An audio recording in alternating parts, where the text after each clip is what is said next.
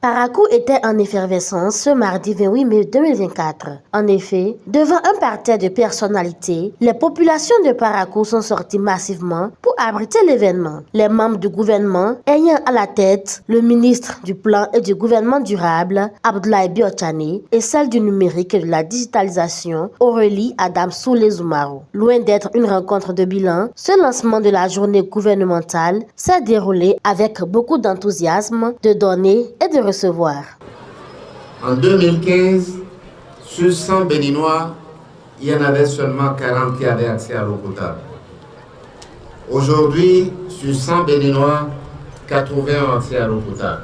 C'est pareil pour l'électricité. Et là aussi, il y a eu des progrès. Il y en aura encore. Sur les infrastructures, j'étais ici jeudi dernier pour lancer la deuxième phase de l'asphaltage. C'est plus de 20 km de routes qui vont être bitumées dans Parakou. Même à l'école, nous avons vu des progrès importants grâce aux mesures qui ont été prises par le gouvernement.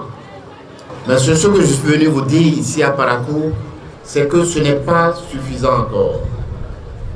C'est que nous voulons faire encore mieux.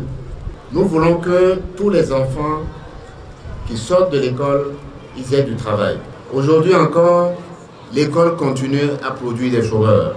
Ce que nous voulons, c'est que demain, tous les jeunes apprenants qui sortent de l'école, que ce soit du secondaire ou du supérieur, qu'ils aient du travail. Et nous savons que c'est possible. C'est pour ça que 2 stratégies majeures ont été mises en œuvre. La première stratégie, elle concerne la formation professionnelle et technique. Le deuxième, il porte sur l'économie elle-même.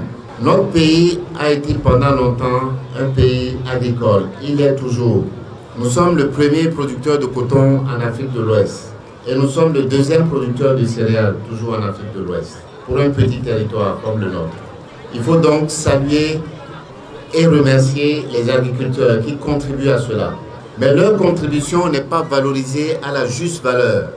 C'est pour ça que nous voulons que cette production agricole que nous avons un peu partout, le coton, l'anacarde, le soja, que ces produits agricoles soient transformés dans notre pays avant d'être éventuellement exportés. Si nous faisons ça, premièrement, nous allons gagner plus d'argent parce que la valeur ajoutée va rester dans notre pays. Mais si nous faisons ça, deuxièmement, surtout, nous allons donner du travail à nos jeunes. Comme il est de coutume, le gouvernement de la rupture n'est pas un gouvernement de promesses, mais plutôt d'actions et de réalisations concrètes, a laissé entendre Aurélie Adam Soulé-Zoumaro. Nous ne venons pas faire que des promesses. Nous planifions, nous programmons aussi bien les ressources que le temps au bout duquel l'infrastructure sera disponible. Donc, le maire est là, il est avec vous ici au quotidien. Nous aussi, on fait des allers-retours. Nous viendrons vous expliquer la programmation précise qui est prévue pour ce stade. Mais sur le principe, n'ayez aucun doute, chers jeunes, que ce stade sera une réalité. Nous portons tous la ville de Parakou dans notre cœur. Ce n'est pas une question de promesse. Néanmoins, il n'est plus à démontrer. La démocratie béninoise est en marche. Après les allocutions des autres, la population a aussi formé des doléances qui seront rendues fidèlement au chef de l'État. Un Béninois à qui on remet un poste de responsabilité, il doit rendre compte de ce qu'il a fait.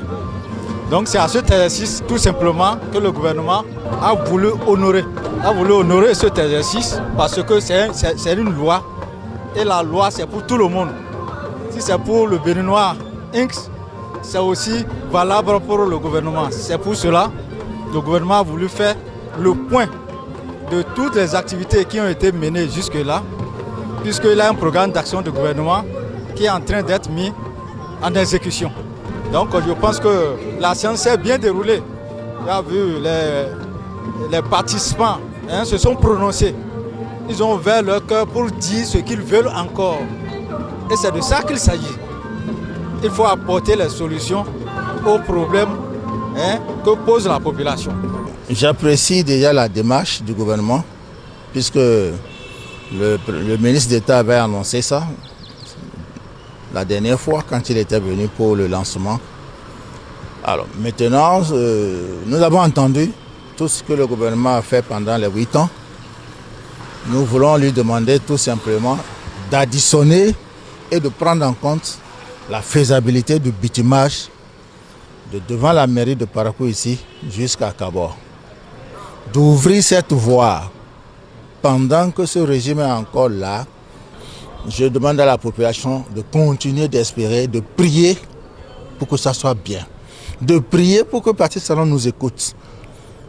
Demandons à Dieu d'aller assister Patrice Talon, de venir écouter notre cri d'alarme. Moi, je veux voir le gouvernement, pendant que nous vivons là, qui a pu ouvrir cette voie-là, Parakou Kabor, a fait amener de la richesse à Parakou.